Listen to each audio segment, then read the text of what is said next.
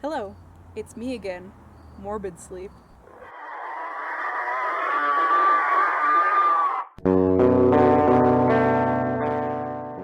So, I wanted to do a video that I wouldn't have to research for. I was really needing a break from the heavier content of like the black metal and spirituality.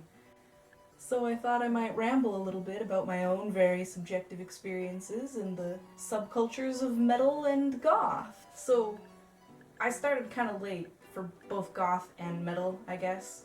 In middle school, I was pretty much listening to exclusively three artists: Rammstein, David Bowie, and The Cure. So, goth music, of course, was a very natural progression because Rammstein isn't really super heavy, and The Cure is already goth. Then on the goth side of things, my listening habits include the likes of Bauhaus, Depeche Mode, Blutengle, Kraftwerk, Aesthetic Perfection, and pretty much anything Blixa Bargeld took part in. Just, if he's there, I'm in it. I'm here for it. No, I don't want to listen to Joy Division. I'm sure I'll probably like it. I just don't want to. I've attended a few goth events in my time, and I partake in most of the rituals of modern gothery. And of course, I'm also now a metalhead and I've been to many shows and festivals. I never describe myself as a goth for a few reasons. The first, of course, being that a true goth never admits it, according to Eldritch Goth Code. I also just don't believe that I qualify as a fully fledged goth. You know, because there are like levels and you start out at Baby Bat and you kind of go on from there. Like, then you're a certified spooky person. Oh my god. Then you're a full-time ghoul. And then you get a little ceremony in a cemetery with some patchouli incense and you become an elder goth. That's when you're allowed to hang a spooky portrait of yourself somewhere in your lover's home. In my case, when the creepy council gave me the option to level up, I rejected them and took off with a pack of wild metalheads. It was at a crucial point in my life, you know? I just turned 18 and David Draymond's weird beard thingy was acting like a gateway into much harder stuff. I got into Amon Amarth and Dying Fetus, and I actually had friends. Because here's the thing about the goth community. It's so much smaller and more insular than the metal world. From what I've observed, there are a few key reasons for this. Number one, the clothing is not cheap. Every event I went to, I felt so out of place, despite my best efforts. Everyone was done up to the nines, and it was awesome. But it does make it difficult for baby bats to level up. Hairspray and eyeliner can only go so far. Just wearing all black and calling yourself goth won't fool anyone. Number two, while we're still talking about wardrobe, creative outfits are just not for everyone. Something that I really love about the goth subculture is that gender is completely optional. Androgyny reigns supreme over the whole realm, and that's something you just don't see in a lot of other music subcultures, besides obviously explicitly LGBTQ+ dominated genres.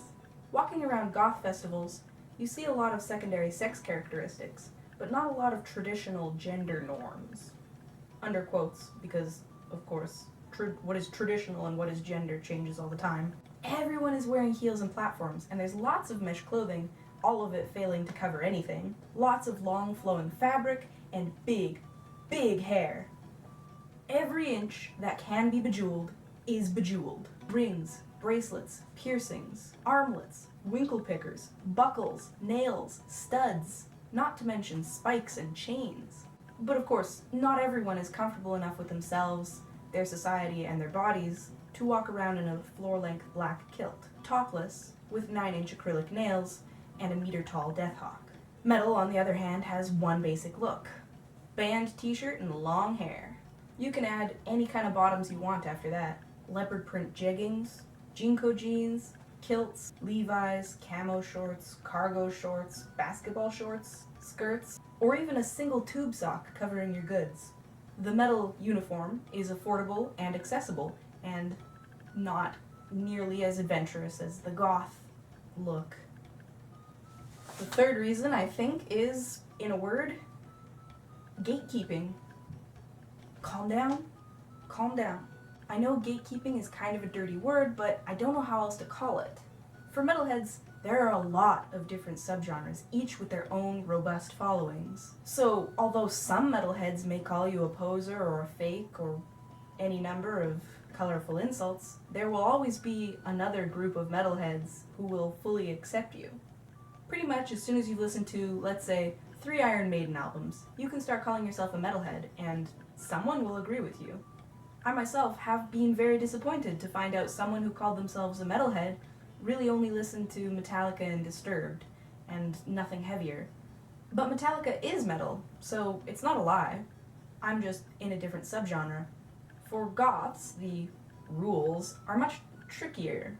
Most goths agree that a basic knowledge and appreciation of foundational bands like The Cure, Susie Sue and the Banshees, and Bauhaus are necessary, and that a sincere and continuous enjoyment of goth music, art, aesthetic, and culture are defining traits of a goth, because goth is more than just a music genre, and if you aren't fully invested in that complete lifestyle, then you aren't really a goth.